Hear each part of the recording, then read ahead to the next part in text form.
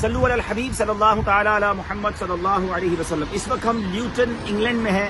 دعوت اسلامی کہاں کہاں مسجدیں بنا رہی ہے، جامعۃ المدینہ اور مدرسۃ المدینہ بنا رہی ہے۔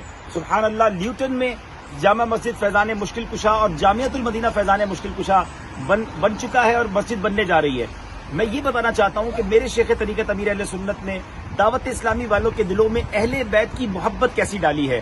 مولائے کائنات مولا مشکل کشا شیر خدا کرم اللہ تعالی وجہ کریم کے نام سے دنیا بھر میں مساجد اور مدرسہ اور جامعۃ المدینہ بنانے کا سلسلہ ہے۔